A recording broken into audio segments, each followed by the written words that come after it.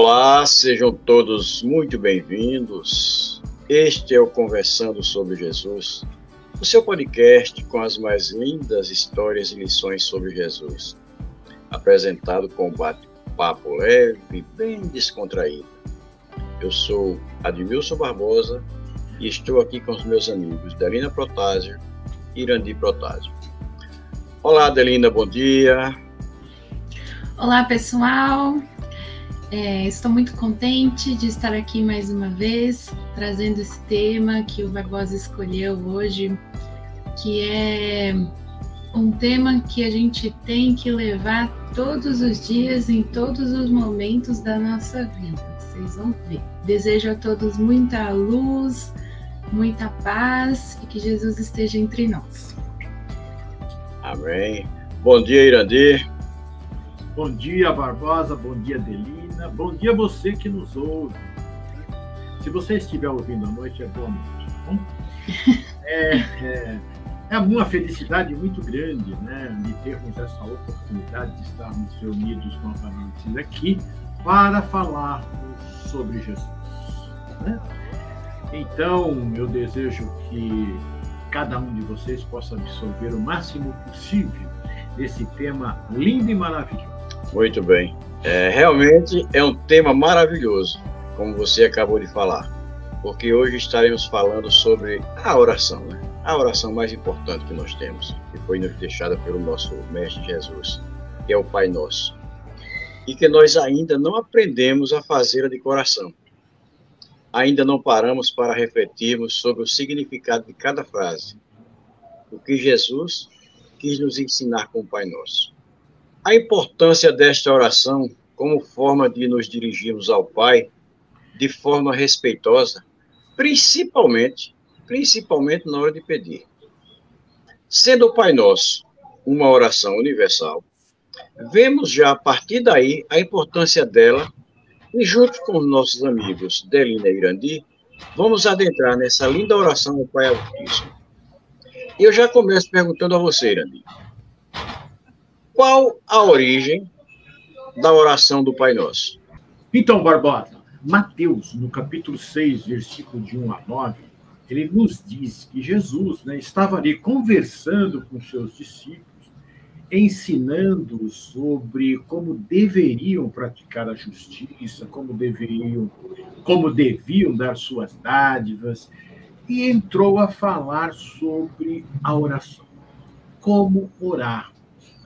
E ele cita que Jesus diz: "E quando orar, não sereis como os hipócritas que gostam de orar, pondo-se de pé nas sinagogas e nas esquinas das ruas largas, para se mostrarem aos homens.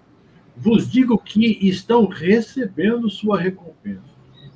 Era um costume na época, né, dos fariseus. Eles se postavam lá, eles faziam oração em qualquer lugar. Mas Jesus coloca aqui, é bem interessante, que ele coloca que era nas esquinas das ruas largas, ou seja, com bastante movimento, né? E ele continua, então Jesus continua dizendo: "Tu, porém, quando orares, entra no teu quarto interno e, tendo fechado a porta, ora ao teu pai em segredo, e teu pai que vê no segredo te recompensará. Orando, porém, não useis de vãs repetições como os gentios, pois pensam que com palavreado excessivo serão atendidos. Assim, não vos assemelheis a eles, pois vosso Pai sabe do que tendes necessidade antes de pedirdes a ele." Aí ele diz assim, no texto de Mateus: "Orai, portanto, assim: Pai nosso que estais no céu." É o que nos diz aqui Mateus. Lucas diz que, nesse momento que ele está falando sobre a oração, um dos discípulos, então, diz a ele assim: "Mestre, ensina-nos a orar." Aí ele, então, diz assim: "Orai, portanto, assim: Pai nosso que estais no céu." Tem uma versão muito bela, tirada da tradição do mundo espiritual, trazida por Humberto de Campos. Está lá no Boa Nova, no capítulo 18. Como surgiu a oração do Pai Nosso? Vamos explicar aqui como é que Humberto de Campos trouxe. Eu vou ter que ler, porque é muito bela. Eu tentei cortar, mas eu achei que não devia. Curada pelo Mestre Divino, diz Humberto de Campos, a sogra de Simão Pedro, um dos apóstolos de Jesus, ficara maravilhada com os poderes ocultos de Jesus, que falava em nome de Deus, tocando os corações com a sua fé profunda e intensa. Restabelecida em sua saúde, a sogra ficou pensando a respeito dos poderes de Jesus. Ela não teve ali uns pensamentos muito corretos, não, vamos ver, né? O amigo de Simão Pedro, o seu genro. Ela então resolveu conversar com o Pedro, né? Vamos ter um papo com ele lá, né? E ela disse assim: Simão Pedro, nossa família é uma das primeiras colaboradoras de Jesus. Olha como nós somos danados. Você sabe que nós passamos por muitas necessidades, temos pouco dinheiro, muito serviço doméstico, a casa é pobre. Quem sabe se Jesus não poderá nos ajudar com seus poderes? É muito humano, né? Muito humano, né? E Simão ficou numa saia justa, porque o Humberto de Campos diz: um homem simples e generoso, que era Simão, ficou pensando no que a sogra disse, como ele poderia abordar aquele assunto com Jesus. Veja, o Simão se sentiu assim, ele não estava nem pensando nisso, estava hiper tranquilo. Aí chega a sogra e coloca lá esta coisa na cabeça dele e ele já puxa vida, né? Mas Jesus, como é que eu vou falar, né? Aí veja que ele não foi precipitado. Decorrido alguns dias, estando o mestre a ensinar aos companheiros uma nova lição referente à prece, Simão Pedro disse: Mestre, será que Deus ouve todas as nossas orações? Aí ele foi pela beirada, né? Você viu que ele não foi direto, não, né? E aí o Jesus disse para ele assim: como não, Pedro? Não tenhas dúvida, todas as nossas orações são ouvidas. No entanto, exclamou o discípulo, se Deus ouve as orações de todos os seres, por que tamanha diferença no mundo? Eu achei Simão muito inteligente, porque ele não foi direto, ele foi rodeando, né? E um pescador, hein? Veja só. Por que razão eu sou obrigado a pescar para sustentar a família? E o Levi ganha bom salário cobrando impostos. Minha mulher é obrigada a cuidar da horta e da casa, enquanto outras têm muitas servas. Jesus ouviu com atenção e falou: Pedro, precisamos lembrar que o mundo pertence a Deus e que todos somos seus servidores. Os trabalhos variam. Hoje a pesca, amanhã pregarás a palavra divina do Evangelho. Todo trabalho honesto é de Deus. Isso nós temos muito, né? Ficamos vendo, né? Por que fulano? Tá? E Jesus aqui, quando ele fala, hoje pescas, amanhã pregarás a palavra, além dele estar mostrando a sequência da vida de Pedro, né? Como seria, a reencarnação também, não é? Hoje eu sou pedreiro, amanhã eu sou médico, depois eu sou isso, depois eu sou aquilo. Cada reencarnação eu vou me gabaritando, eu vou fazendo algum tipo de trabalho ou outro que o espírito necessita. Continua Jesus. Os seres humanos não se lembram de Deus, senão nos dias de incerteza e angústia do coração, diante das doenças, desastres, morte do corpo. E aí Pedro ouvia o mestre com uma compreensão nova, começou a abrir a sua mente. Passado alguns dias, estando o mestre a ensinar os apóstolos uma nova lição, referente ao impulso natural da oração, conforme relata Mateus, está vendo? O texto aqui está nos remetendo a Mateus. Há um adendo aqui. Percebam como Jesus preocupava-se com ensinar a oração para eles. Em vários momentos ele falava da oração para eles. Era essa ligação que nós precisamos ter com Deus, né? E aí o Pedro disse: Senhor, tenho procurado por todos os modos manter inalterável a minha comunhão e harmonia com Deus, mas não tenho alcançado o objetivo de minhas súplicas, as minhas orações. E Jesus, então, pergunta para ele: e o que tens pedido a Deus, Simão? tenho implorado a sua bondade que me solucione certos problemas materiais. Jesus contemplou longamente o discípulo como se examinasse a sua alma e falou com profundo amor e bondade. Pedro, enquanto orares pedindo ao Pai a satisfação dos teus desejos e caprichos, é possível que te retires da prece inquieto e triste. Mas sempre que solicitares as bênçãos de Deus a fim de compreenderes a sua vontade justa e sábia a teu respeito, receberás pela oração os bens divinos do consolo e da paz. Pedro, o apóstolo, guardou silêncio, demonstrando finalmente ter compreendido a lição. Um dos apóstolos, porém, reconhecendo que o assunto interessava a todos que ali se encontravam, fez um pedido a Jesus. Senhor, ensina-nos a orar. Formando um círculo e como se mergulhasse o pensamento num invisível oceano de luz, Jesus pronunciou pela primeira vez a oração que legaria à humanidade, e a oração singela se espalhou como perfumes dos céus pelo mundo inteiro. Jesus não ensina uma fórmula, mas sim uma forma de como se dirigir a Deus. Eis aí o surgimento do Pai Nosso. Esse daqui são os bastidores, né, do Evangelho. É isso, então, foi dessa forma, pegando lá Mateus, Lucas e Humberto de Campos trazendo aqui os bastidores, que nós vemos como nasceu para nós o Pai Nosso.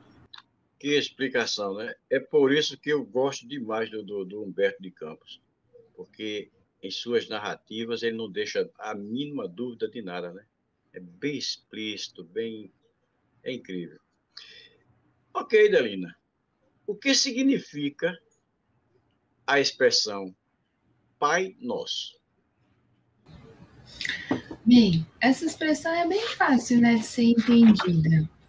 Pai Nosso significa, nós estamos ali naquela oração nos remetendo a Deus, que é o nosso Pai. Só essas duas palavras, elas têm um ensinamento muito profundo que Jesus trouxe. Porque a gente deve lembrar que a sociedade era um patriarcado, né? Então, o povo hebreu, ele projeta a imagem de Deus como um patriarca também. Então, eles tinham a ideia, na tradição deles, né, que Deus deveria ser temido como um patriarca, deveria ser temido. Né? O patriarca da família é aquele que toma as decisões, ninguém vai contra as decisões dele, não pode perguntar por quê. Você só segue, né? Você não abraça, você não beija o seu filho, você dá ordens. Né? Você é aquela pessoa ali que está ali para ser respeitada e temida. Se você for contra as ordens, você vai se dar mal. Então, eles já tinham essa ideia de que Deus era assim também. Se você não seguir as leis, você vai se dar mal. Haja visto, né, as leis de Moisés, né? Não faça isso, não faça aquilo, não faça... Sempre é daquele jeito, não faça. Que eram regras, né, de comportamento que aquele povo precisava naquele momento, mas remetia a essa ideia, né, de que Deus deveria ser temido. Se você não andasse pelas leis de Deus, você iria ser castigado, né? Outra coisa, Deus tem uma justiça implacável, que aniquila. O certo é o certo, e se você não fizer o certo, você é eliminado. Se a gente lê também as leis, né, de justiças daquele povo lá, elas eram bem olho por olho, dente por dente. Elas eram muito férreas, muito rígidas. E diz na tradição também, né, que imagina, Deus é o Senhor dos exércitos. Então, olha a imagem que o povo tinha de Deus. Como é que você vai fazer um pedido para um Deus desse? Você não faz, não. Você morre de medo dele, né? Você tem que andar ali na linha, porque se você não andar na linha, ele te elimina, ele te aniquila. E aí, vem Jesus com toda aquela doçura, paz de espírito. E ao se dirigir a Deus, ele chama ele de Pai. E aí, olha como é diferente a figura de um pai para a figura de um patriarca, né? Um pai é aquele que te educa, é aquele que te aconselha, é aquele que está lá por você quando você precisa de ajuda, é aquele que você tem a segurança de chegar e falar: pai, olha, está acontecendo isso e isso, o que você me aconselha a fazer? O que você pode me ajudar de alguma forma? Mudou já, né? Essa imagem. Então, esse é um ensinamento que eu acho muito bonito que Jesus traz ao povo naquela época, para mudar a imagem que eles tinham de Deus, né? Eles tinham a ideia de que Deus era esse ser muito poderoso e implacável. Ele é poderoso, só que ele também é toda bondade, né? Ele é toda justiça, ele é soberanamente bom. Então, Jesus traz esse ensinamento para a gente sobre Deus. Então, a gente pode se dirigir a Ele sem medo, né? Nós somos os seus filhos, Ele está lá por nós, Ele quer que todas as suas criaturas triunfem, que sejam felizes. E quando a gente precisar se dirigir a Ele, Ele está lá para nos ouvir. E nosso, porque Ele também não é só seu pai, não é meu pai. Ele é o pai de todos nós, de toda a humanidade. Ele é o nosso Criador. Ele é o Criador dos nossos espíritos. Então, a gente também tem que ter em mente, né, do que numa prece, se a gente for pedir alguma coisa a Deus que prejudique outro, Ele não vai atender, né, gente? Porque Ele é seu pai, mas Ele também é pai do outro. Né? E Deus quer o bem de todos os seus filhos. Né? Então, eu acho lindo esse ensinamento que Jesus trouxe para a gente sobre quem é Deus. Né? Quem é? Ele é o seu Criador, Ele é o seu Pai, Ele é o Ser Supremo que quer ver a sua felicidade. Ele está lá, é só preciso a gente se lembrar. E quando a gente se lembrar, aí a gente chama ele Pai Nosso. E foi isso que eu entendi. Muito bem, Delina. Parabéns pela sua explicação. Muito bem, eu gostei mesmo. O Pai Nosso, ele se divide em 7 partes, ou petições. Sendo a primeira, petição pela santificação do nome de Deus. E aí, já que a sua explicação anterior foi perfeita, eu gostaria que você agora nos falasse sobre o significado dessa frase. Santificado seja o vosso nome. Eu achei uma explicação nos estudos, né, dizendo que na antiguidade o nome de uma pessoa era a expressão dos atributos dela. E então, o nome de Deus também é a síntese, né, pelo nosso entendimento, que é pequeno, de quem ele é. Então, lá no Livro dos Espíritos, né, diz, né, que Deus é incorpóreo, imaterial, soberanamente justo e bom, ele é a inteligência suprema, o amor infinito, ele é o poder supremo e ele é onisciente. Isso traduz para a gente quem é Deus. Ele é incorpóreo e imaterial, ou seja, ele não tem uma carne e osso como a gente tem, né? Nós somos seres aqui encarnados, então nós temos esse corpo material. Deus não tem, ele não está encarnado. Né? Ele é soberanamente justo e bom. Então, nós temos as leis de Deus que regem todo o universo e que são leis extremamente perfeitas. Né? Elas trazem todo o equilíbrio para a vida no universo. E não é uma lei que se aplica ali só no planeta Terra, não. É uma lei do universo, porque é a vida em todas as partes. E Deus é o Criador de tudo. Então, as suas leis imperam em toda parte, em todo o universo. Ele é soberanamente bom.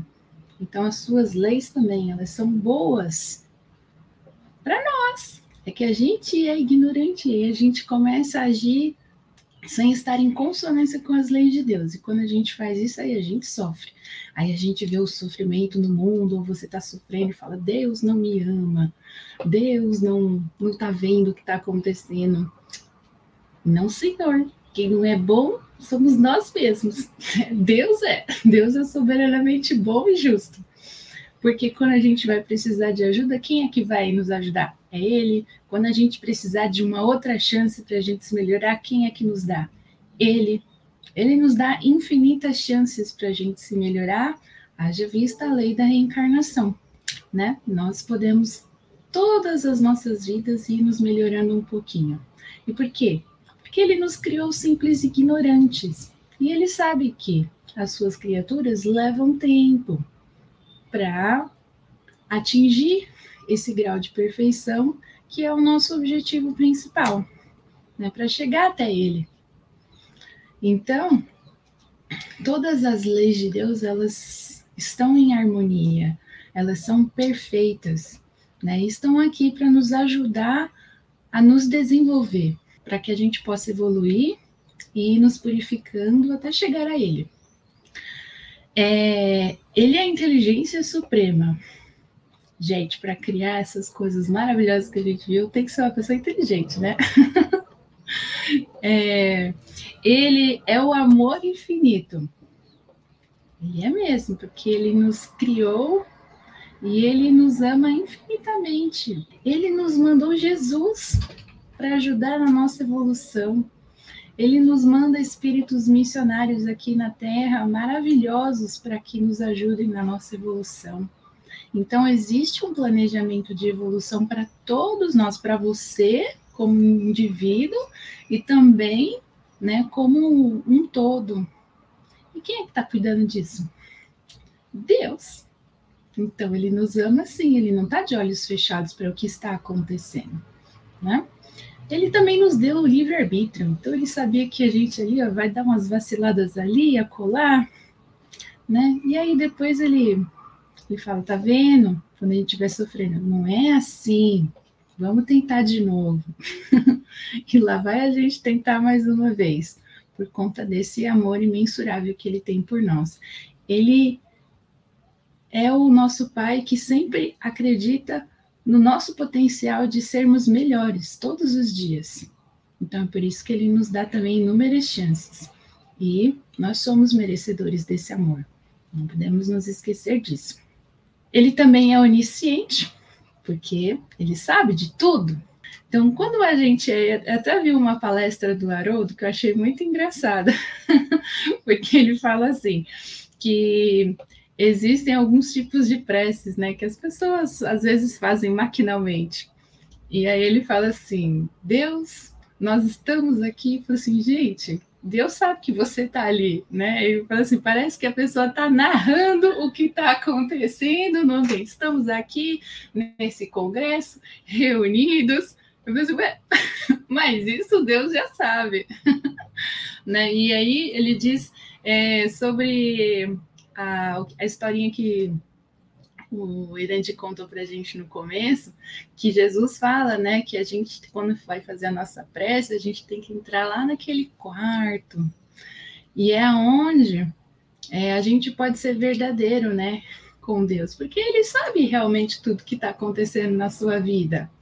Ele sabe que você precisa, né? Ele sabe. Aí ele fala assim, mas então por que a gente precisa pedir? Eu lembro que uma vez, quando eu era criança, eu perguntei isso pro meu pai, porque eu falei assim, mas Deus não sabe de tudo? Por que a gente tem que ficar pedindo as coisas para Ele? Aí meu pai falou para mim, porque a gente precisa ser humilde e reconhecer que a gente precisa. Ele sabe do que a gente precisa, mas será que a gente sabe? Aí ele me falou, às vezes a gente não reconhece que a gente precisa ser mais humilde, então a gente tem que pedir para Deus, né?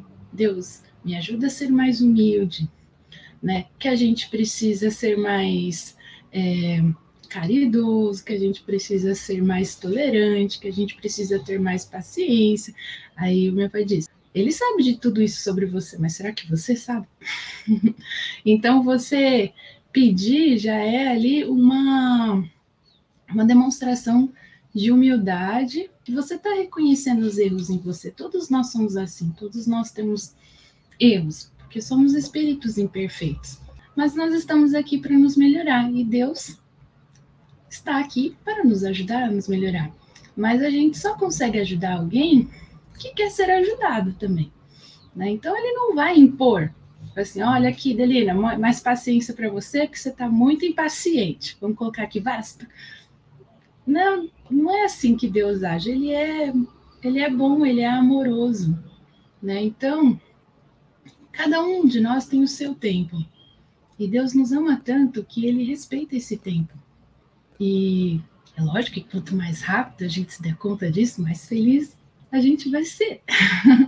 Mas a gente tem o nosso livre-arbítrio e ele respeita isso. Isso é o que um pai amoroso faz, né? E ele é o poder supremo.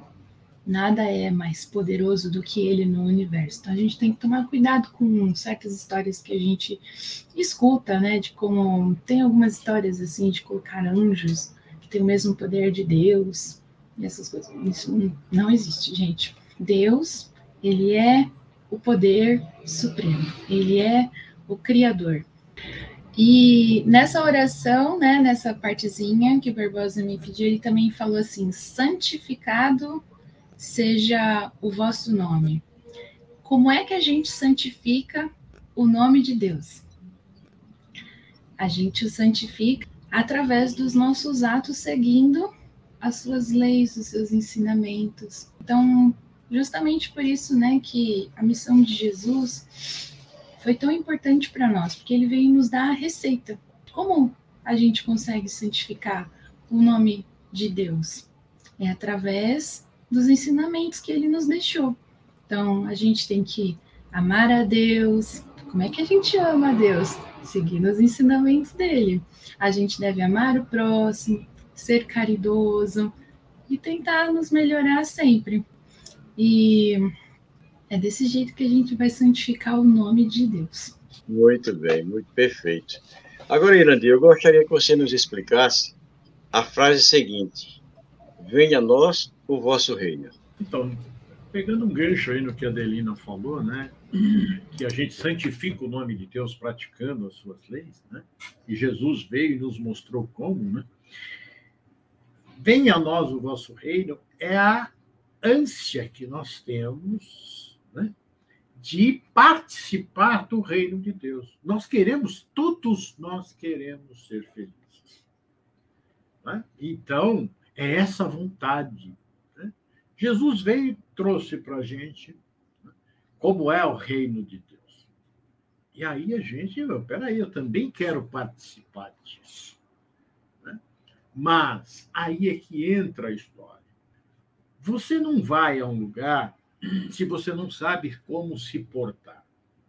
E você, para ir para o reino de Deus, esse reino de amor, né, onde tudo é beleza, onde tudo é solidariedade, onde tudo é amor, se você não estiver dentro dessa condição.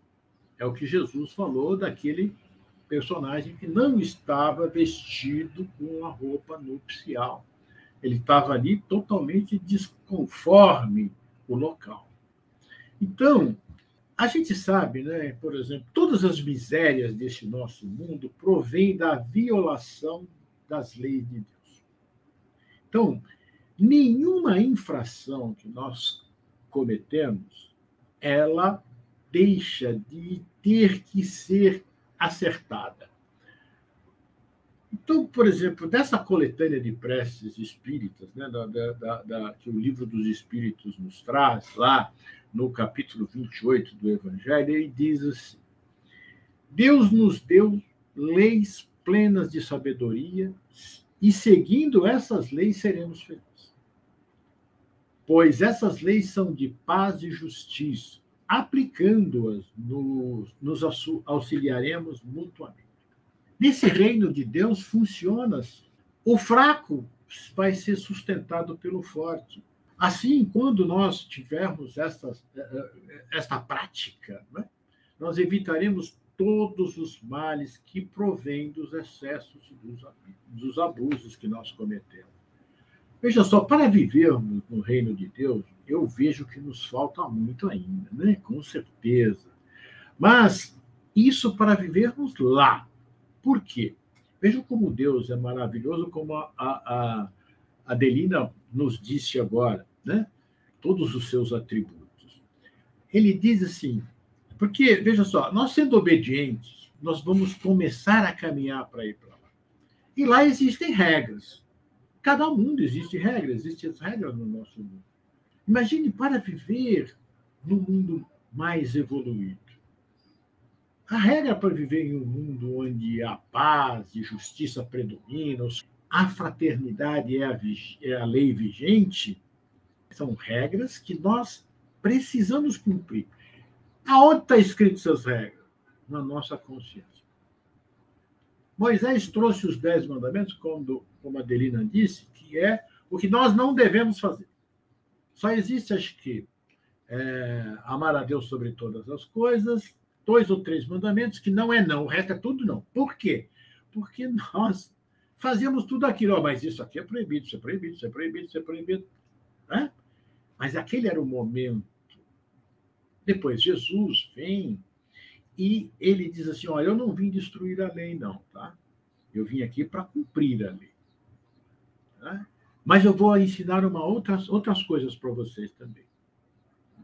Eu vou ensinar como pratica essa lei. Então, ele mostra a forma como nós devemos trabalhar para chegarmos a esse reino. E uma delas é a obediência à lei. Gente, eu estou fazendo um trabalho sobre obediência, eu comigo mesmo.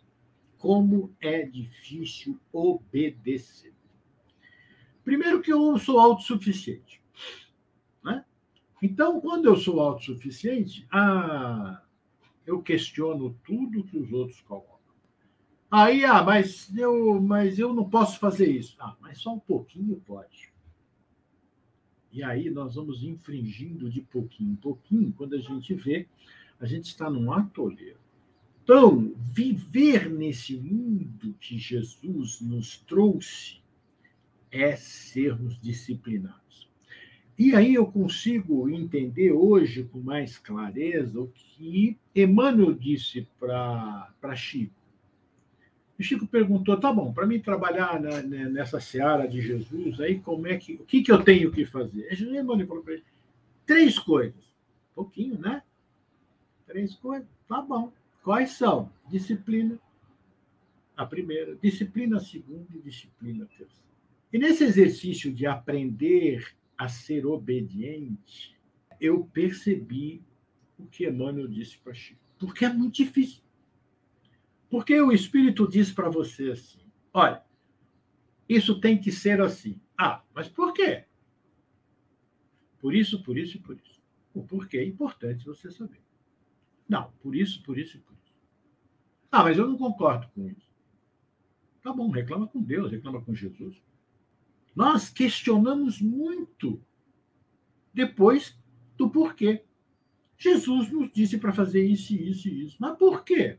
Tem coisas que ele não disse por quê. Mas se você se esforçar um pouquinho, é lógico que ele não falou tudo, porque a gente se esforçasse para saber. Né? Aí, quando nós conseguimos perceber que nós devemos seguir regras, porque as leis de Deus é a regra, e nós devemos seguir. Tem uma história muito interessante que o Chico, que contaram disso que aconteceu com o Chico, diz que um casal de amigos dele estava lá em Uberaba, terminou a sessão lá para as 2 horas, 3 horas da manhã, e Chico foi com um amigo levá-los ao hotel. Aí foram a pé, caminhando, naquela cidade pacata, tranquila. E aí, na volta, tinha um sinal fechado, um farol fechado, e Chico parou. Mas disse que nem vento passava ali. Quanto mais carro, moto, essas coisas. Aí o amigo dele falou, Chico, vocês vão ficar esperando aqui, esperando o sinal abrir? Não passa nada. Aí ele falou assim, se nós não sabemos respeitar as leis do homem, como saberemos respeitar as leis de Deus? Eu não estou pedindo para ninguém parar no farol 2 horas da manhã, né? Porque naquela época e a de hoje, né? Mas é só para a gente ter uma noção de como nós somos desrespeitosos da lei de Deus. Aliás, se nós dizermos assim, o pai fala uma coisa para a gente, ou alguém, a gente responde rispidamente. Você está infringindo a lei de Deus de amar ao próximo como a si mesmo. Então vejam como a obediência é algo que nós precisamos trabalhar muito. Mas, continua lá no Evangelho, ele diz uma coisa muito interessante que Deus nos prepara desde o início. Ele disse assim, Deus nos deu todas as condições para estabelecermos o reino de Deus em nosso mundo. Qual mundo, gente? A Terra? Também. Mas sabe qual é o mundo que ele está falando? O seu mundo, a sua vida. Porque Jesus não disse que veio estabelecer o reino de Deus no coração do homem? Então, se eu colocar o reino de Deus no meu coração, a Adelina no dela, o Barbosa no dela, cada um de vocês no seu, nós não estamos colocando no mundo, mas começa onde? Em mim, não começa no próximo. Tanto que na explicação do Pai Nosso, no capítulo citado, temos... No capítulo citado que eu estou dizendo, é no capítulo 28 do Evangelho segundo o Espiritismo, coletânea de preces espíritas, e o Pai Nosso é a primeira oração. Deste ao bruto um instinto que lhe traça o limite do necessário, e ele maquinalmente se conforma. Você vê os animais? Eles vão até ali, eles não ultrapassam. Ao homem, no entanto, além do instinto, deste a inteligência e a razão. Também lhe deste a liberdade de cumprir ou infringir aquelas das tuas leis que pessoalmente lhe concernem. Isto é, a liberdade de escolher entre o bem e o mal, a fim de que tenha o mérito e a responsabilidade de suas ações. Ninguém pode pretextar ignorância das tuas leis, pois com paternal previdência quiseste que elas se gravassem na consciência de cada um, sem distinção de cultos, nem de nações. Se as violam é porque a desprezam. Dia virá em que, segundo a tua promessa, todos as praticarão. Desaparecidos terá então a incredulidade. Todos te reconhecerão por soberano Senhor de todas as coisas, e o reinado das tuas leis será o teu reino na terra.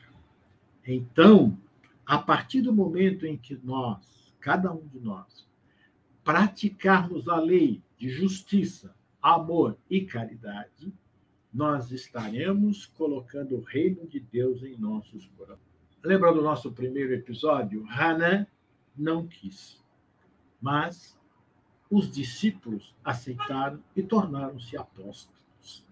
Então, nós precisamos, esse venha a nós o vosso reino, é a nossa ânsia, a nossa vontade, que está dentro de nós, mesmo que nós não conheçamos. Mas todos nós ansiamos a ser felizes, todos. E para sermos felizes, precisamos desse reino em nós. Mas é maravilhoso isso. Nós temos que construir. É isso, Barbosa. Muito bem. Eu tô entre dois intelectuais, eu não sei nem o que falar. E, com certeza, os nossos ouvintes e os nossos telespectadores estão adorando, porque realmente é muito linda essa oração. E quando a gente para fazer análise, frase a frase, é que a gente vê melhor ainda, né? Como essa outra petição. Seja feita a vossa vontade, assim na terra como nos céus. Essa petição, ela busca alinhar a vontade de Deus com a nossa vontade. Ou a nossa vontade com a vontade de Deus, que seria o mais lógico. desejando que seus planos e propósitos sejam cumpridos em nossas vidas no mundo. Ele nos diz que se quisermos alcançar seu reino, teremos sempre que estar no caminho, que está no caminho da sua lei, assim como seu filho nos ensinou. Se a submissão é um dever do filho para com o pai, do inferior para com o seu superior, quão maior não deve ser a da criatura com o seu Criador? Tem que ser imensa. Fazer a tua vontade, Senhor, é observar as tuas leis e me submeter sem queixumes aos teus decretos. Se ele é o meu Criador, por que eu vou estar debatendo com ele? Por que eu vou estar indo de encontro a ele? A minha obrigação é obedecer. A minha obrigação é seguir as suas leis. Foi ele quem me criou. Ele é o meu Pai. E Jesus, quando disse Pai Nosso, ampliou para toda a humanidade. Para toda a humanidade. Ele é o nosso Pai. Nós temos que estar sempre submetidos a Ele. Quando compreender que Ele é a fonte de toda a sabedoria e que sem Ele nada se pode. Fará então a tua vontade na terra, como os eleitos o fazem no céu. Nós fazemos a vontade dele aqui. E os nossos irmãos que já estão lá, já foram eleitos por ele, fazem da mesma forma. Talvez eles estejam lá mais próximos de Deus, eles já estão em outro patamar, eles cumpram à risca mais do que nós estamos cumprindo aqui. Mas vai chegar nosso momento também de cumprirmos igualmente. Lá no Livro dos Espíritos, na questão 9, Kardec indaga: onde se vê, na causa primeira, no caso Deus, uma inteligência suprema e superior a todas as inteligências? Olha que pergunta um tanto capciosa, né, do Kardec, né? E aí os espíritos lhe respondem: tendes um provérbio que diz: pelas obras se reconhece o artífice. Pois bem, olhai a obra e procurai o artífice. É o orgulho que engendra a incredulidade. O homem orgulhoso não vê nada acima dele, e é por isso que ele se chama de espírito forte. Pobre ser que um sopro de Deus pode abater. Então, Barbosa, pela essa resposta aí que o Livro dos Espíritos nos dá, a gente vê que não é apenas a sua obra, mas é o conjunto, é a beleza das leis que regem essa obra. Porque você pode construir ali alguma coisa muito bonita, mas tem uma lei, né, que vai o quê? Reger, que vai movimentar essa obra. E é interessante porque é uma lei imutável, você não vai mudar. É uma coisa que, na nossa cabeça ainda, é muito complicado de entendimento. Uma coisa que não muda. Como assim? Né? Tem até uma pergunta no Livro dos Espíritos, Kardec faz assim: como assim? É eterno, não morre, não acaba? Eu entendo uma coisa que começa, mas uma que não começa eu não consigo entender. E é assim mesmo, a gente não consegue entender. Né? E também, uma outra coisa que mostra como nós devemos ser submissos a esse ser é o seu amor e a sua justiça, que ele exerce sobre tudo. Ele não privilegia nenhum ser da sua criação. Nada. É tudo igual. Aí nós nos tornamos submissos a esse ser maravilhoso quando nós começamos a compreendê-lo, a aplicar as suas leis em nós mesmos. Aí nós sentimos, é muito belo quando você atinge um estágio de sentir esse Deus que nós estamos falando, assim, esse Pai nosso que nós estamos falando, desta forma magnífica. Porque nós não conseguimos, nem os espíritos nos deram, né? Quem é Deus? Aí Kardec perguntou lá, né? O que é? Porque não tem como nós descrevermos. Nós só vamos entendê-los, né? E eu passei a entender melhor fazendo esse estudo aqui, né? Por que nós conhecemos Deus através dos seus atributos? E agora eu passo a respeitar pessoas também pelos seus atributos. E essa submissão, ela é respeito. Ela não é aquele ser que vai ficar subjugado a um ser. Não. Nós vamos ser submissos à grandeza, à beleza, ao amor desse ser. Né? E aí fica leve para mim, fica suave. E aí eu tenho, imagina, você tem um ser desse que é seu pai. E você está ali, depressivo. E você está cheio de problema, preocupado com um pai desse. Está fazendo o quê? É igual, vamos fazer uma relação aqui, só para a gente ter uma ideia. Seu pai é milionário e você, por orgulho, não pede R$1 para ele, está passando fome. O que é isso? Orgulho. E nós estamos sofrendo sem pedir a ele. Eu vou pedir uma casa, eu vou pedir um carro. Não, mas você não está precisando disso, não, você está precisando de outra coisa. O mendigo da rua, você acha que ele precisa só de pão, roupa? Mas é o que nós damos para ele, pão, roupa, pão, roupa, pão, roupa, pão. Mas a gente parou para conversar com ele. A gente deu um abraço nele, apertou a mão dele. Ele precisa disso mais do que do pão e da roupa. Mas nós, orgulhosamente, não compreendemos essa situação. Então, a submissão é algo que ela não é uma sujeição a uma situação. A verdadeira submissão é você compreender ao que você está sendo submisso. Você pode ser submisso ao seu marido, à sua esposa, por amor. Mas ele manda nela, ela manda nele. Não, às vezes não. Às vezes ela até manda, mas ele aceita como? Por quê? Por amor.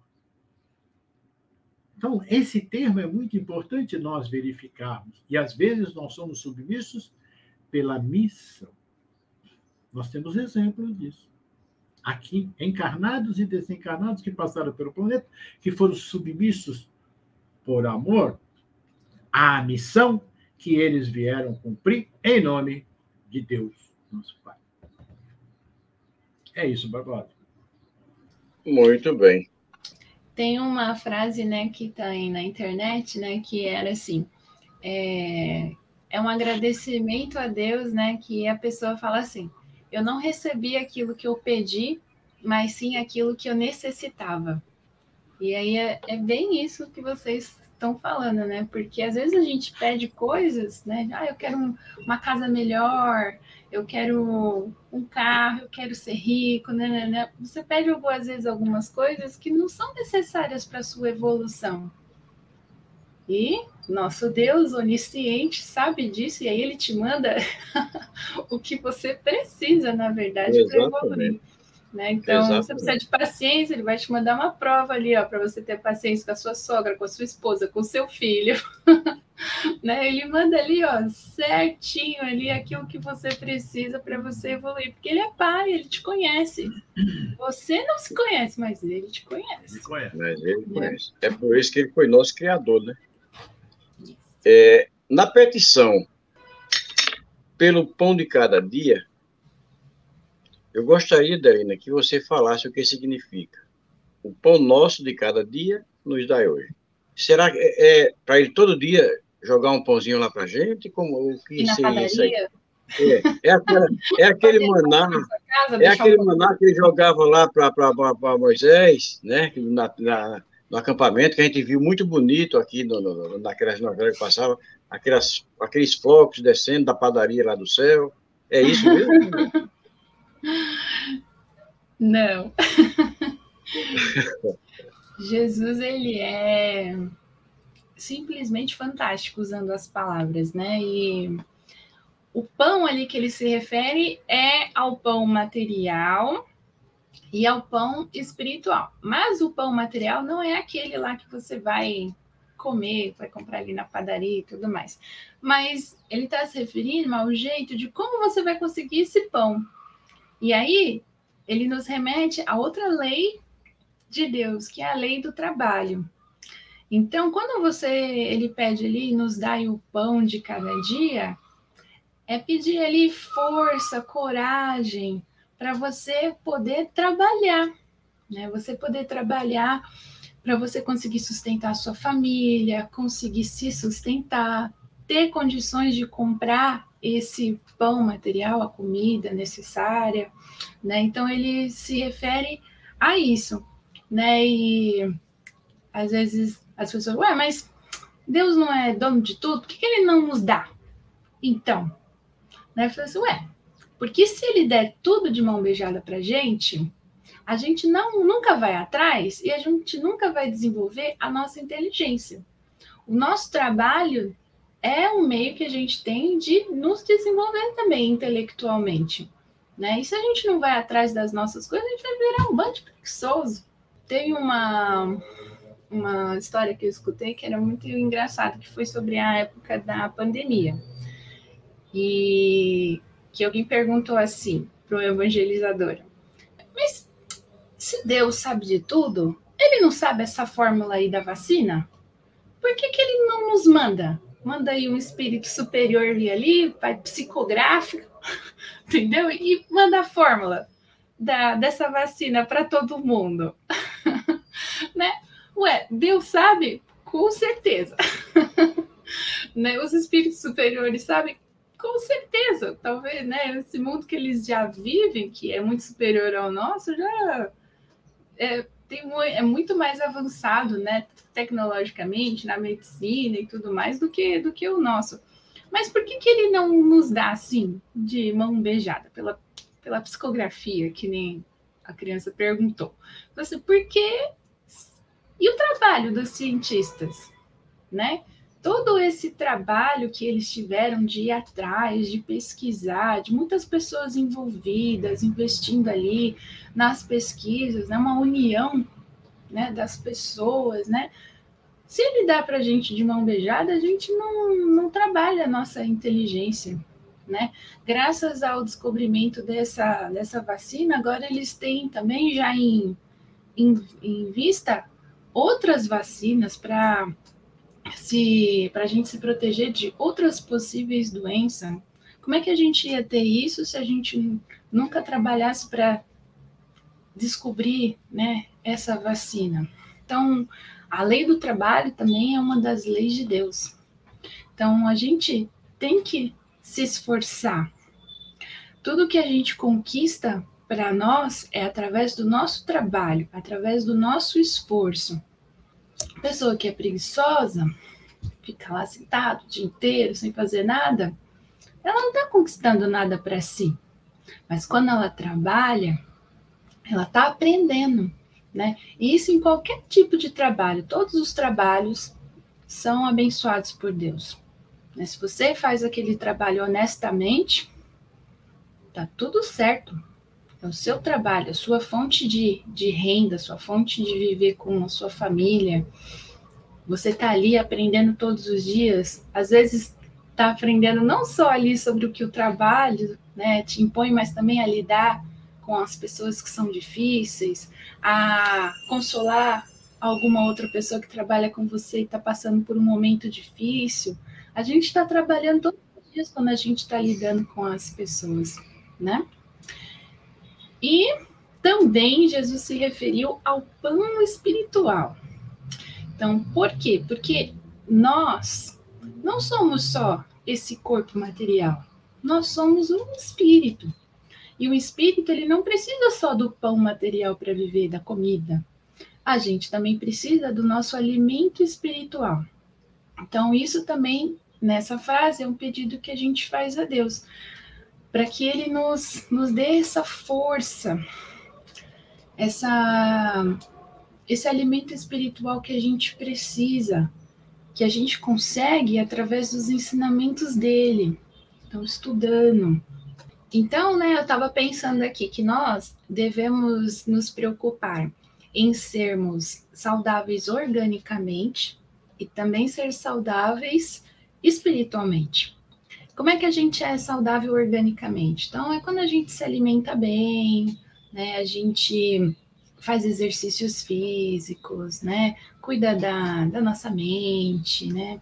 E isso a gente já sabe fazer, né? A gente aprende desde criança. Agora, como é que a gente então pode ser saudável espiritualmente? Então, vou dar algumas dicas. A gente pode fazer o evangelho no lar. O evangelho tem aquelas lições importantíssimas, né, para a nossa vida, para o nosso espírito. A gente pode estudar a doutrina, nos cursos, né? A gente pode ir nas palestras, ir na igreja, ir naquele lugar onde você se sente bem, que você está em conexão com Deus, né? Você pode praticar a caridade. E aí você começa a receber esses alimentos espirituais que vão te sustentar verdadeiramente durante a vida. A gente tem muitos problemas na nossa vida. A gente está aqui, né, num planeta de provas e expiações, e a gente precisa desse alimento espiritual. A gente precisa da paciência, da resignação. A gente precisa ser mais tolerante. A gente precisa ser mais humilde. A gente precisa ser grato. A gente precisa de coragem e fé todos os dias da nossa vida. A gente precisa ter otimismo. A gente precisa ter disciplina, né? Como o Irandi falou também, para a gente obedecer às leis de Deus, né? Então, esses alimentos espirituais e todas as outras virtudes, né? Que Jesus foi o exemplo maior para a gente, esse é o alimento espiritual que a gente precisa e que nessa parte da oração a gente está pedindo para Deus, né? Para a gente conseguir buscar esse alimento espiritual que vai nos sustentar, nos levar a triunfar nessa vida. Né? A gente vai ter problemas, a gente vai ter, mas você vai ter fé em Deus, você vai ter paciência, você vai tolerar as injustiças que acontecem com você, você vai conseguir perdoar. Né? Então, quando a gente tem, né, esse alimento espiritual, e a gente utiliza esse alimento espiritual durante a nossa vida, a gente anda no caminho que Deus traçou para a gente, né, em consonância com as suas leis. E aí a gente vai ser mais feliz. Então, eu entendi isso, dessa parte. Muito bem, Dalina. Perfeita a sua explicação, sua reflexão sobre essa frase.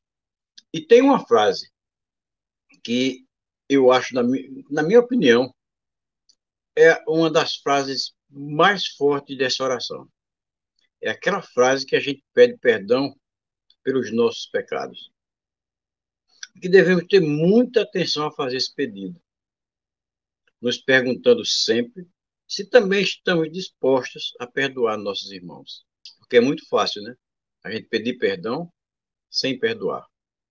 E muitas vezes nós temos aquela, vamos dizer assim, no termo popular, aquela cara de pau de dizer, Deus me perdoe, mas o que fulano fez comigo eu não perdoo, não.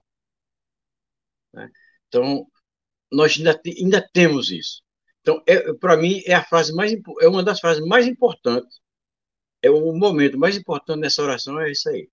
E eu pediria a você, Irandi, que nos explicasse melhor essa frase, perdoai as nossas ofensas, assim como nós perdoamos a quem nos tem ofendido. É uma oração que todas as frases têm uma importância muito grande. Eu diria que essa é uma das mais difíceis de ser praticada, né? Porque realmente é bastante forte, né? O que você disse é verdade. Nós perdoamos assim, Deus nos perdoe. Primeiro a gente Deus vai me perdoar, mas eu não, né? É isso mesmo. Mas quando a gente começa a analisar essa frase, nós vemos que Jesus faz com que, olha como Jesus fez o negócio. Ele condiciona, né? Ele faz com que nós condicionemos, né, o perdão de Deus às nossas faltas na mesma medida em que nós perdoamos as faltas de alguém para conosco. Porque veja como é que é. Perdoai as nossas ofensas, assim como nós perdoamos. Então, nós é quem condicionamos isso. Então, Jesus coloca de uma forma muito inteligente para que a gente perceba isso. Não é Deus que não está perdoando. Nós é que estamos pedindo para Deus assim, ó, o senhor faz, mas na mesma medida que eu fizer para o outro. Tá bom? É um contrato que eu faço com ele, é uma negociação que eu faço com ele. Né? Veja como Jesus colocou a coisa de uma forma assim magnífica, que é difícil nós analisarmos essa frase. Né? Se nós não estudarmos, é porque a gente pega as orações, né, que a gente recebeu e a gente faz maquinalmente. A gente, né, você pega a oração Pai Nosso e Ave Maria, eu acho que são as duas orações mais feitas no mundo. Né? Então, você pega, você já analisou? Não. Uai, o que você está pedindo, então? Eu confio em Jesus. Calma, né? Tudo bem, eu também confio. E ele confia em nós, mas ele coloca isso para que nós possamos analisar. Então, o seu comentário realmente é certo, Barbosa. Ele nos colocou, então, veja como coisa mais linda, numa posição de ação. Ou eu perdoo, ou não serei perdoado. Né? Eu perdoo, serei perdoado. Eu digo ação porque ela revela as minhas intenções reais. As minhas palavras escondem a verdade. Mas Deus conhece a fundo o meu coração. Então, é uma ação. O perdão, ele é um gesto. Ele não é palavra. Porque a partir do momento em que um de vocês me ofendem, né? Claro, no primeiro momento eu vou sentir, lógico, natural. Mas a ponto de não perdoar é complicado. Aí, no segundo momento, você me perdoou, perdoei. E aí eu continuo uma conversa normal com você, como se nada tivesse acontecido. Agora, se eu ficar reticente, porque a gente não consegue, né? Você me perdoou, perdoei, e para. Aí você fala uma coisa, aí a gente passa a trabalhar com monossílabo. Não, você não perdoa. Porque você não consegue nem falar, você não consegue entabular uma conversa. É por quê? Porque você você freou dentro de você. Tem rancor ainda dentro de você, tem mágoa. E hoje, gente, ninguém contesta a necessidade do perdão verdadeiro, aquele que sai do fundo do coração. E para perdoar, nós precisamos de entendimento, compreender verdadeiramente o motivo da ação do outro. Olhando sempre para nós mesmos. Tem um livro que eu li há muito tempo atrás. E nesse livro, naquela época, ele mudou de nome. Naquela época, ele chamava Os 7 Hábitos das Pessoas Mais Inteligentes. Agora ele tem com outro nome semelhante. É do Stephen Covey. Aí ele diz assim, que era uma manhã ensolarada de domingo. O metrô de Nova York estava vazio, ou praticamente vazio, tinham poucas pessoas. E um homem com 2 crianças sentados, e as crianças correndo para lá e para cá, fazendo uma algazarra. As poucas pessoas que estavam lá estavam incomodadas com aquilo. E o homem não fazia nada. E aí, então, a pessoa lá, um dos passageiros, disse assim, senhor, segura suas crianças aí que está incomodando a gente. Aí ele disse assim, olha, me desculpem, mas é que elas estão perdidas e eu também. Eles acabaram de perder a mãe e a gente nem sabe como agir. Então, veja só. Né? A pessoa rapidamente ela se percebeu e perdoou aquele ato. Porque se eu não analiso o que está acontecendo com o outro, eu não sei o que está acontecendo com o outro, ele age, às vezes, de forma que fala, nossa, a pessoa não é assim, me responde assim. Quando você é maltratado numa loja, ou, aliás, mal atendido numa loja, num banco ou numa instituição, você não sabe a vida daquela pessoa. Você não sabe se ela deixou um filho doente em casa, se ela está com dor, se tem um parente dela que acabou de falecer, se ela está devendo muito, com problema, com certeza existe um motivo para que as pessoas não se sintam bem e tratem as outras bem. Porque nesse mundo que nós estamos sendo convidados, né, ao reino de Deus, primeiro a gente é convidado, né? Eu acho muito interessante. Você está sendo convidado. Aí você fala, não, eu não vou. Né? E aí você começa a ter uns problemas, porque você precisa ir, você foi convidado, você precisa ir. E aí você começa a ter problema. Para ir nesse mundo que nós fomos convidados e que nós temos tanta dificuldade em querer ser felizes, é impressionante, viver num mundo lindo e maravilhoso e nós não queremos ir. Por quê? Porque tem que rezar, porque tem que fazer isso que a Adelina toda falou agora há pouco. Como é que eu vou fazer tudo isso que ela falou? É muita coisa. Aí você prefere ficar num mundo horrível, sofrendo, do que ser obediente, né, às leis de Deus e seguir. Então, nós fomos convidados a ir nesse mundo. Aí eu preciso compreender o outro. E para perdoar, eu preciso olhar para ele e falar, não, ele tem problema. Por quê? Porque ele está nesse mundo. Assim como eu tenho problema, eu preciso amar ao próximo. Eu preciso compreender o meu próximo. Porque é muito legal a gente perdoar coisas simplesinhas. Mas o problema é que as coisas simplesinhas é fácil. E o que não permite que nós perdoemos? O orgulho e o egoísmo. Esses dois monstros que Jesus nos alertou sempre.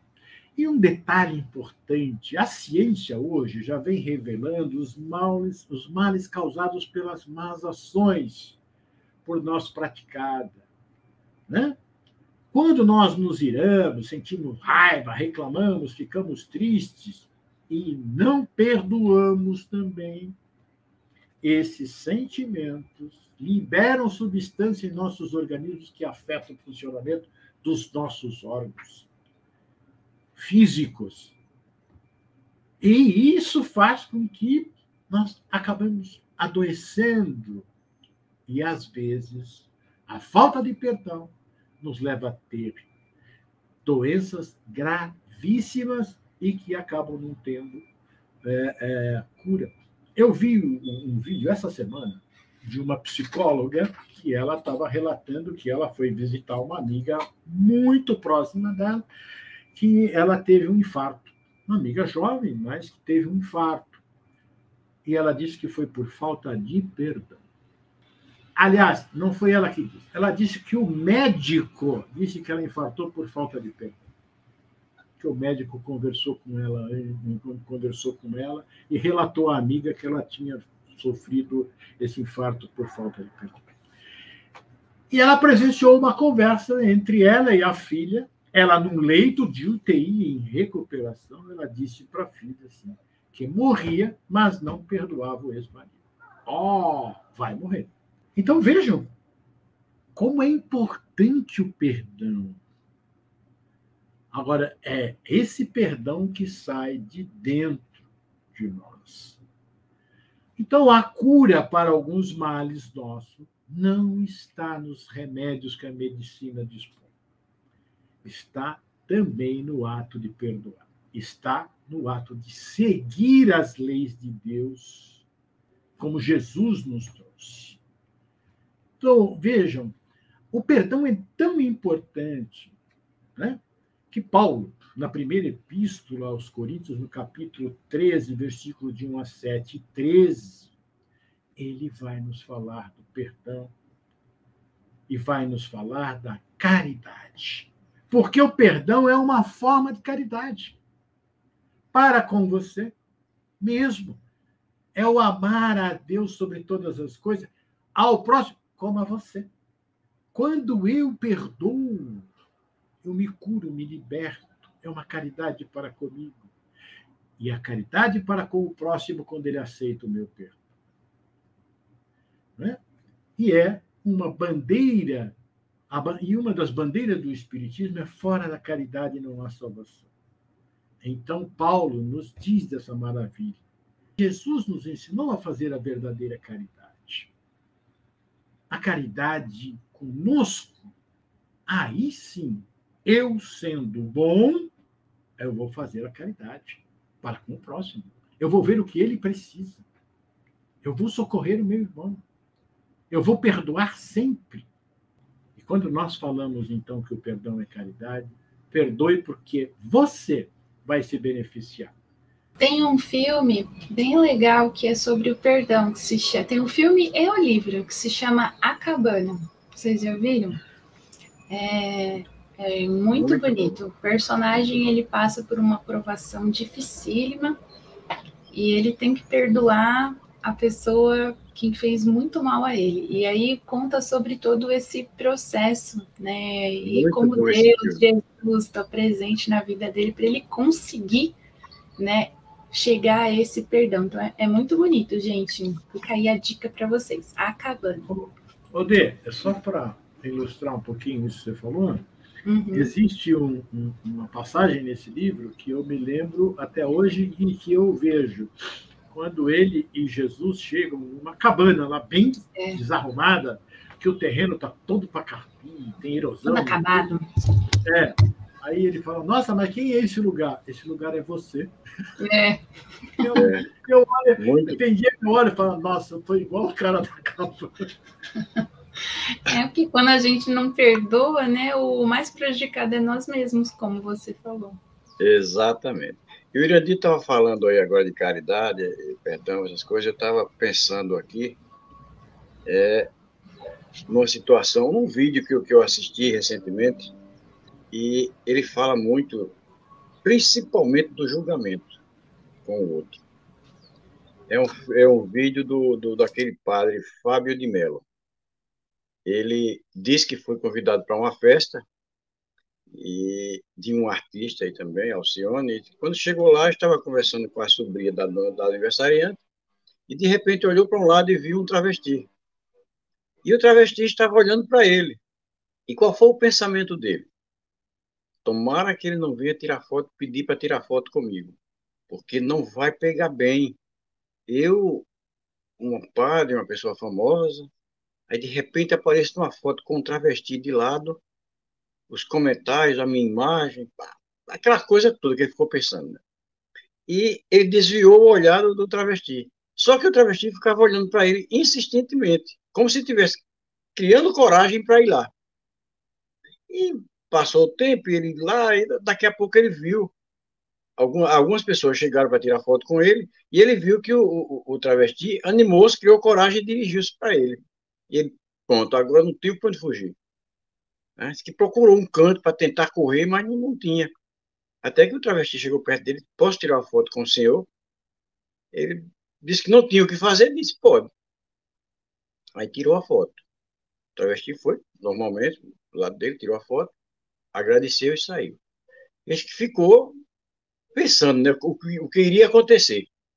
Aí a sobrinha da aniversariante chegou para ele e perguntou, padre, você sabe quem é esse travesti que tirou essa foto com você agora?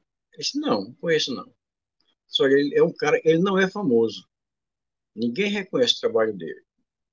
Mas ele é um cara que ele tem uma casa aqui, na área, que ele acolhe pessoas de rua.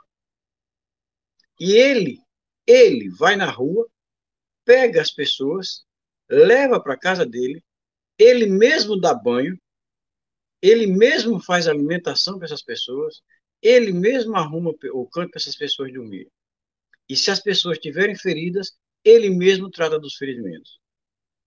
E aí ele disse que procurou um lugar agora para esconder a cara de vergonha e não achou, né? Porque fez aquele julgamento, preocupou-se tanto com ele, com a imagem dele, né? E não se preocupou em olhar o outro como um ser humano, procurar saber quem era aquela pessoa. E depois ele ficou com mais vergonha ao perceber que o que aquele travesti fazia, talvez ele, como padre, não tivesse coragem de estar fazendo. E nunca tinha feito. Ele nunca tinha ido para a rua buscar, porque era muito fácil, como o Irã disse agora, chegar na rua e dar um pão. Mas a coragem, o amor, estava naquele rapaz, naquele travesti, que ia lá e recolhia. Banhava, alimentava, dava roupa e cuidava. E a mulher disse, olha, ele já arrumou tantos problemas, por isso que ele faz, que até hoje ninguém sabe como ele ainda continua fazendo. Então, é isso que nós temos que fazer hoje, né? É plantar o amor, é plantar a caridade, parar com esses julgamentos, né? Uma colega nossa, essa semana, que estava no ponto do ônibus, mais umas duas mulheres, e de repente aproximou-se dela um mendigo. O cara todo sujo, todo fedendo e tal. Quando o rapaz foi chegando perto dela, o mendigo, as mulheres se afastaram. E elas que automaticamente ela fez a mesma coisa. Só que quando ela fez, ela pensou, poxa, por que eu fiz isso? Por que eu me afastei dele? Será que não é Jesus chegando perto de mim? E eu tomei essa atitude também. Né? Então, ela, na mesma hora ela sentiu isso. Porque na hora que ela se afastou, ela também pensou isso. Aí a gente fica vendo, a gente já está fazendo as coisas atualmente por instinto. A gente se afasta das pessoas por instinto. A gente não tem mais aquele amor de acolher, de receber, de esperar que a pessoa fale. A pessoa se dirige para a gente já fica com medo, já fica assustado. É a situação dessa senhora. Mas aí, Delina, tem outra parte que também é muito interessante. Às vezes quando eu faço essa oração, fico pensando, de quê? Que mal? Que é essa, a petição pela libertação do mal. E eu te pergunto, por que devemos pedir ao Pai para nos livrar do mal? Será que a gente mesmo não pode se livrar, não? A gente pode, seguindo as orientações de Jesus. E essa parte da oração é exatamente isso. A gente está pedindo a Deus proteção, né, contra o mal que nos pode acontecer, proteção contra as más influências espirituais, para resistir às tentações que nos aparecem, né, no dia a dia. E todo esse mal que pode nos acontecer, às vezes a gente acha que é por condições exteriores, né, por conta dos outros, mas na verdade é por conta de nós mesmos, porque nós somos ainda espíritos imperfeitos, né? Então, como tal, a gente erra, né? E quando a gente está nesse caminho errado, nós estamos sintonizando com quem? Com o mal, né? Então, coisas ruins vão nos acontecendo, né? A gente vai recebendo más influências de espíritos, a gente não consegue resistir às tentações, porque a gente está sintonizando ali com o mal. Então, quando a gente pede a Deus essa proteção, né, contra o mal, é pedindo por nós mesmos, né? Para que a gente consiga andar pelo caminho reto e bom, né, em consonância com as suas leis, para que a gente consiga se afastar desse mal. E aprender a nos melhorar, aprender a sermos mais virtuosos, e aí cortar essa conexão que nos liga ao mal. Tem um livro que eu li faz muitos anos, eu era adolescente, mas essa parte ficou muito viva assim na minha mente. Eu não lembro nem do nome do livro, mas eu me lembro dessa parte do livro. Que era assim, tinha um moço, que ele era um moço muito bondoso e tal, só que ele estava atrapalhando os planos de alguns espíritos, né, que queriam atormentar alguém. Então, eles fizeram todo um planejamento, né, para desestruturar uma família, e eles falam assim, vamos falar com a médium tal, que ela vai fazer um trabalho e vai começar a atrapalhar a vida desse cara aí.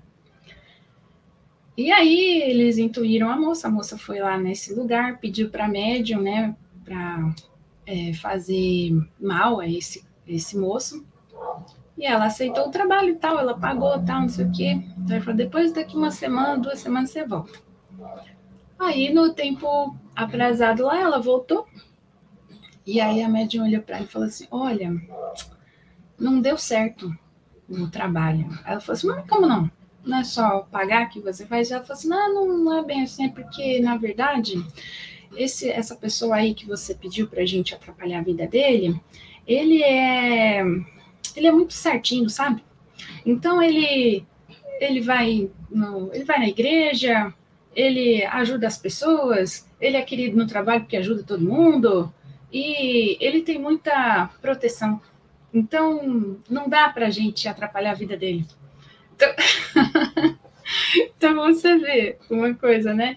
Por esse menino, né, ele praticar a caridade, né, e tentar ser correto, né? Não que ele fosse perfeito, ele não era perfeito, mas ele estava ali tentando se melhorar todo dia, né? Tentando ser uma boa pessoa, seguindo os mandamentos de Jesus, né, as leis de Deus, e não conseguiam atrapalhar a vida dele espiritualmente, nem pagando. E aí isso ficou muito vivo na minha vida, porque é uma lição para mim, e acho que também para todos, que quando a gente realiza a caridade, a gente está protegido do mal. Por exemplo, a gente pode colocar assim, se você não faz a caridade, então você atrai quem? Seus iguais ou piores, né? Porque você é mais materialista, você não cuida de você espiritualmente, né? Então você está ali aberto às influências espirituais que não são boas, né? Você tem mais dificuldade para resistir às tentações, você está ali mais suscetível, né, ao mal. Agora, quando você pratica a caridade, quem você vai atrair para perto de você? Seus iguais ou melhores, né? Então, ali você vai começar a atrair os bons espíritos para perto de você, porque você está fazendo bem. Então, você abre uma conexão com o bem. E aí, você fica mais suscetível às inspirações de quem? Dos bons espíritos, do seu anjo guardião, né, que vai sempre ali te dar as orientações de como você deve proceder, porque a gente tem que lembrar que a gente nunca está só. A gente tem esse espírito protetor que está sempre com a gente. E a gente precisa abrir essa conexão com ele para conseguir pegar as intuições que eles nos mandam. Como é que a gente faz isso? Seguindo as leis que Jesus nos ensinou, as leis de Deus, né? E eu acho, né, que, como o Irandi falou, que a gente tem essa bandeira, que fora da caridade não há salvação, essa bandeira é a mais absoluta verdade, porque com a caridade que a gente pratica, de todas as formas, né, porque a gente sabe que tem a caridade material e também a caridade moral, como vocês colocaram, é pela caridade que a gente vai se melhorando, né? Nesses encontros com esses irmãos ou crianças, né? Essas pessoas a quem a gente pode estender a mão, que a gente vai aprendendo, né, a ter paciência, a gente vai aprendendo a ser mais tolerante, a gente aprende a ter mais respeito ao próximo, a gente vai melhorando o amor que a gente sente pelo próximo, né? Reconhecendo, né, como é que a gente deve amar ao próximo, né? Como a gente aprende a respeitar o outro, a gente entende muitas histórias de vida, e aí o que nos atrapalha muito é aquilo que o Barbosa nos contou sobre o julgamento. Quando a gente julga, a gente não ajuda, né? Porque você já julgou, né? Tipo assim, por que essa pessoa está na rua? Nossa, que incompetente, não estudou, não trabalhou. Gente, no Projeto Sirineu a gente tem cada história de vida que eu nunca iria imaginar, né? Hoje mesmo, nós fazemos essa gravação numa sexta-feira de manhã, e na sexta de manhã a gente tem lá o banho para o pessoal que mora na rua, e é feito um evangelho, onde eles sentam e eles conversam. E nessas conversas, que é uma forma de caridade também, eles colocam ali para fora aquele sentimento, o sofrimento, ou por que eles estão ali, né? Tem gente ali que sofreu uns baques na vida, assim, que não consegue se recuperar, mas gosta de estar ali para escutar a palavra de Jesus. É o alimento espiritual que a gente falou. Ele está tentando se fortificar ali. E ele compreendeu que se ele vai ali, ele escuta as palavras, né? Ele sai dali mais forte, e tá pegando aquele ensinamento que Jesus deixou. Se a gente julga, a gente não consegue ajudar. Então, a gente, através da caridade, a gente vai compreendendo essas histórias de vida e vai, né, baixando aqui o nosso nível de julgamento até ele chegar no zero. E eu acho que, não é? E eu acho que é através da caridade que a gente vai lapidando essas nossas virtudes, porque a gente, eu sou paciente, mas eu sei que a gente tem aquele nível 100%, eu acho que eu devo estar no 25%. Eu tenho paciência com as crianças, por exemplo. Né? Mas a gente precisa chegar no 100%, a gente precisa chegar na tolerância no 100%, que nem Jesus, entendeu? Ele é o ser perfeito que tem todas essas virtudes ali, ó, no 100%. E ele vai nos dando, né, ele é o nosso modelo, vai nos dando esses exemplos de como viver, e é através dos ensinamentos dele que a gente vai chegar nesse patamar, e aí sim a gente vai estar livre de todo mal. Enquanto nós estamos aqui, né, na nossa busca pela perfeição, a gente precisa da ajuda de Deus, né, e a gente precisa trabalhar por nós mesmos, né, não ficar de braços cruzados esperando que Deus fique aqui com até o seu anjo protetor. Se você não der conexão para ele não consegue te ajudar. Ele está tentando lá, mas você não escuta, né? Então, a gente precisa fazer essa conexão, a gente precisa trilhar por esse caminho do bem, do amor, da caridade, para a gente conseguir estar livre de todo mal. E é isso que a gente pede a Deus. A gente pede para a gente ficar nesse caminho do bem, para a gente cortar essas conexões que a gente tem com o mal. E é isso que eu entendi. Alguém quer complementar? Muito bem. Eu quero falar uma coisinha só, agora, só assim. O que a Adelina falou hoje, né? Gente, eu vou dar um exemplo prático, né? Dessa eliminação do mal. Né? Isso acontece comigo, eu tenho tomado muito cuidado a partir do momento em que eu ganhei um entendimento. Mas mesmo assim, é muito complicado. Você vai para eu vou para um evento, né, para distribuir comida na rua para os nossos amigos espirituais. Aí eu chego lá, eu sou todo amor, todo respeito, eu trato com carinho, eu abraço, eu ouço, perfeito, dou lá alimento, ou eu fiz tudo correto. Eu entro no carro e venho para cá. O cara me dá uma fechada, eu xingo ele. Aí eu chego em casa, a mulher fala alguma coisa, né? Lá eu tratava ela bem. Quando eu chego em casa, ela me fala alguma coisa, eu sou ríspido. Eu estou sendo caridoso, gente?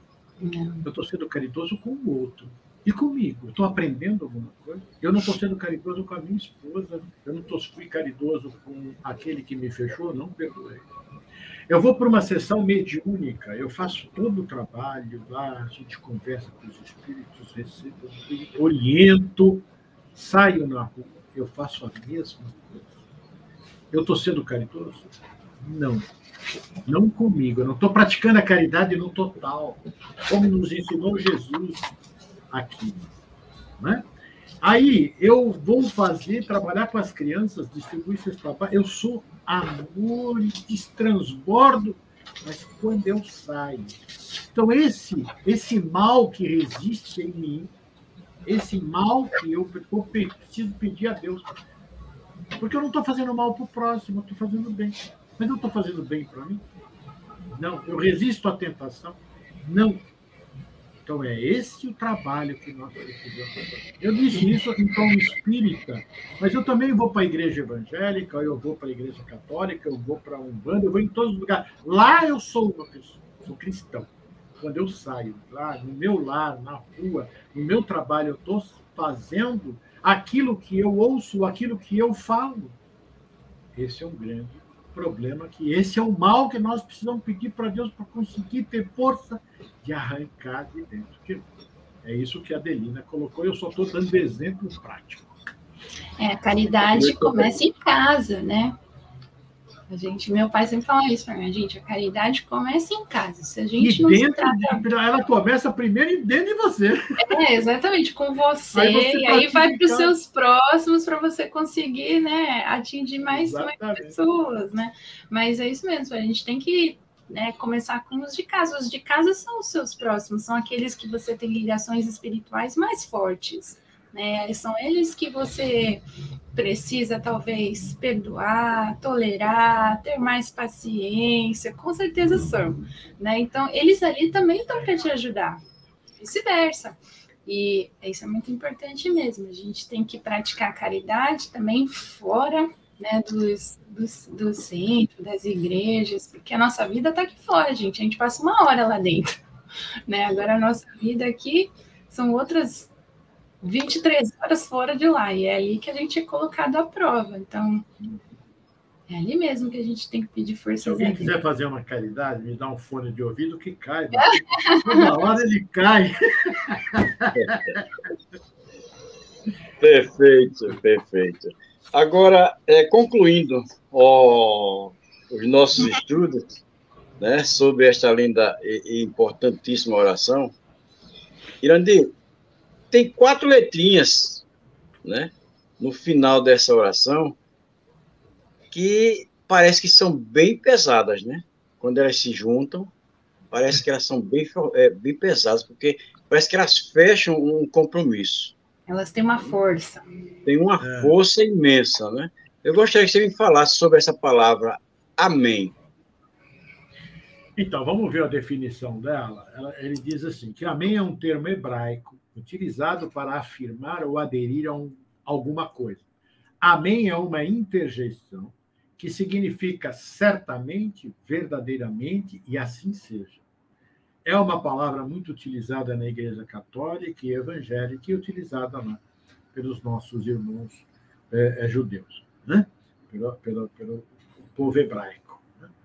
E na coletânea de preces, lá ele diz assim, preza-te, Senhor, que os nossos desejos se efetivem, mas curvamo-nos perante a tua sabedoria infinita, que em todas as coisas que nos escapam à compreensão se faça a tua santa vontade e não a nossa, pois somente queres o nosso bem e, melhor do que nós, sabes o que nos convém. Então, os Espíritos nos explicando, então, aqui, lá na Coletânea Espírita, no capítulo 28 do Evangelho segundo o Espiritismo, que é o último capítulo, tem a Coletânea de Prece, a essa expressão amém. Quando você concorda, né? Perfeito, é isso mesmo, tá? Assim seja feita, é a tua vontade, não a minha. Então, quando eu concordo com um companheiro, quando eu concordo com alguém, é uma concordância real. Né? Não é mais ou menos, não. É assim seja feita a sua vontade. Então, por isso que ela tem um peso grande. Eu assino embaixo. A oração toda é feita por nós. Né? E no final, eu vou dizer para ele, seja feita a sua vontade. Veja a responsabilidade que nós assumimos perante Deus, perante o nosso Criador. Eu concordo com você. Né? É por isso que eu disse, ela parece que tem um peso muito forte. Né? Parece não, ela tem um peso muito forte. Né? É a sua assinatura no final do documento, chancelada. Exatamente. Sem precisar reconhecer em firma o cartório. Não pode reclamar depois, né? Isso, exatamente. E, bem, meus irmãos, minhas irmãs, depois desta leitura, com certeza estaremos mais aptos a nos policiarmos na hora de fazermos esta oração.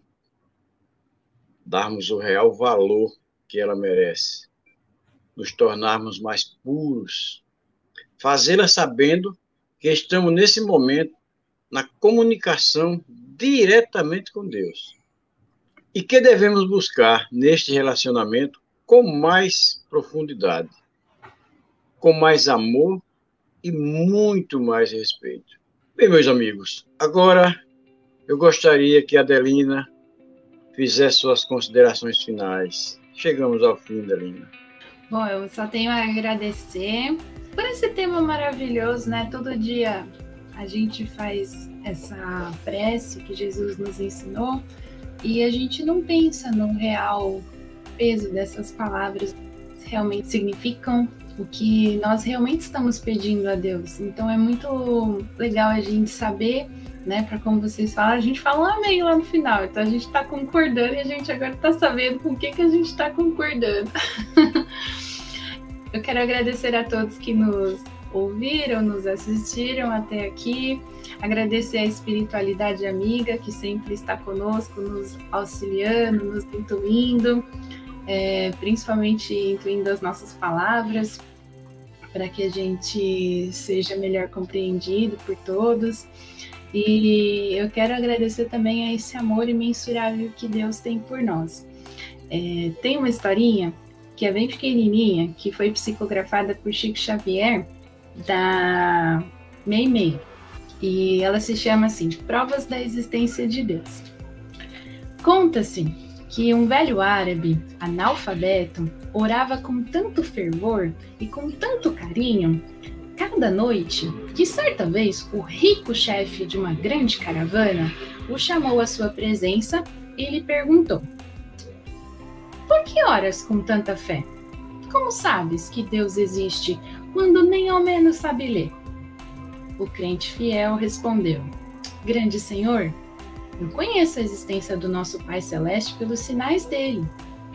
Como assim? Perguntou o chefe admirado. O servo humilde explicou-se. Quando o senhor recebe uma carta de uma pessoa ausente, como reconhece quem a escreveu? Pela letra. Quando o senhor recebe uma joia, como é que se informa quanto ao autor dela? Pela marca do ourives.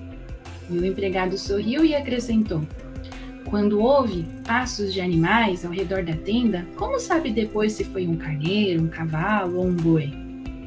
Pelos rastros, respondeu o chefe surpreendido. Então, o velho crente o convidou a sair fora da barraca e, mostrando-lhe o céu, onde a lua brilhava, cercada por multidões de estrelas, exclamou respeitoso: Senhor, aqueles sinais lá em cima não podem ser dos homens. Nesse momento, o orgulhoso caravaneiro, de olhos lacrimosos, ajoelhou-se na areia e começou a orar também. Pai nosso que estais nos céus. Bonitinho, né? Muito bem. Então, todos os dias nós temos, né, provas da existência de Deus na nossa vida e vamos nos lembrar que Ele é o nosso Pai amoroso que quer nos ver triunfar em toda a nossa existência e até nós chegarmos até Ele, ficarmos junto dEle, trabalhar pela criação dEle. Fiquem todos com Deus e um grande beijo. Irandir, chegamos ao final. Agora gostaria que você fizesse suas considerações finais. Bom, graças a Deus, né? Estou muito feliz porque nós chegamos a esse final. Eu aprendi muito, tantos conceitos maravilhosos sobre esta oração tão perfeita que nos trouxe Jesus e que eu vou dizer a vocês, eu vou me esforçar muito para cada vez que eu me lembrar de tudo que nós falamos. E o meu compromisso comigo mesmo, e espero que seja o compromisso de todos vocês, é de olharmos para esse reino de Deus, né, e ansiarmos por ele, mas colocarmos-nos em ação para fazermos tudo que nós estamos ouvindo, que nós estamos pensando, para chegarmos o mais depressa possível nesse reino de luz e de amor que Jesus nos mostrou. E aqui, nesta oração, a gente viu qual caminho que eu preciso trilhar para chegar nele e sair da tristeza. Mas eu não quero ir sozinho, não. Eu quero fazer o máximo possível de que muitos dos nossos irmãos nos acompanhem nessa caminhada. Que Jesus, então, possa estar com cada um de vocês, agora e sempre, e muito obrigado. Muito bem. E eu gostaria, juntamente com o Irandir e a Adelina, a quem já agradeço também por estarmos juntos, por suas colocações muito importantes sobre o tema tão importante, e convidar a todos vocês a se inscreverem no canal do Lar Ismael no YouTube e Instagram. E lembrando que estamos também, estamos chique, Spotify e no Amazon Music. E quero Google agradecer. Podcast. Hã? E também agora no Google Podcast. E agora no Google Podcast, pronto, mais uma. Então vocês agora têm mais opções, né, de nos assistir, de nos ouvir e nos acompanhar, fazer perguntas.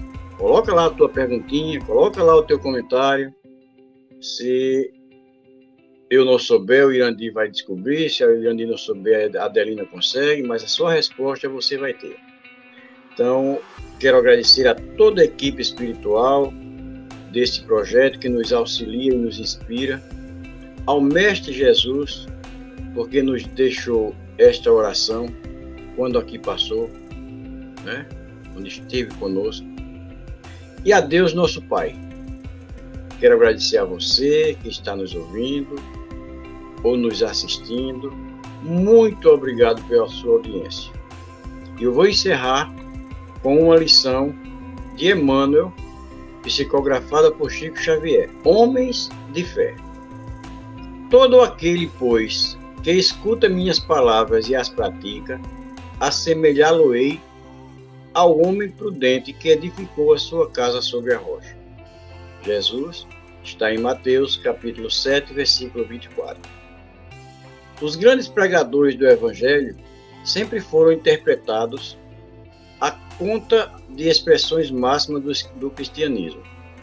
Na galeria dos tipos veneráveis da fé, entretanto, isso somente aconteceu quando os instrumentos da verdade, efetivamente, não olvidaram a vigilância indispensável ao justo testemunho. É interessante verificar que o Mestre destaca, entre todos os discípulos, aquele que lhe ouve os ensinamentos e os pratica.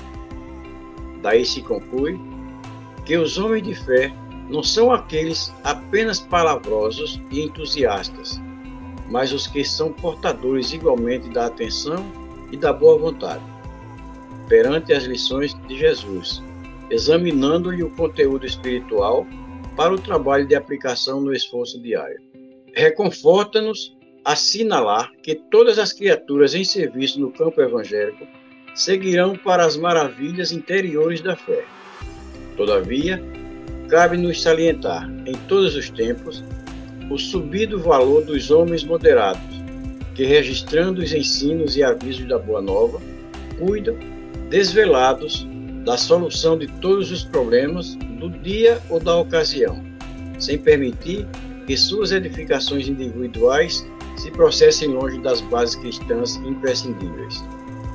Em todos os serviços, o concurso da palavra é sagrado e indispensável, mas aprendiz algum deverá esquecer o sublime valor do silêncio. A seu tempo, na obra superior do aperfeiçoamento de si mesmo, a fim de que a ponderação se faça ouvida dentro da própria alma, norteando-lhes os destinos. Este texto encontra-se no livro Boa Nova, de Humberto de Campos. E eu gostaria de agradecer novamente e pedir ao Mestre Jesus que esteja no lar de cada um de vocês, que esteja na vida de cada um de vocês e que principalmente vocês estejam com o Mestre Jesus. Que assim seja e até o nosso próximo podcast.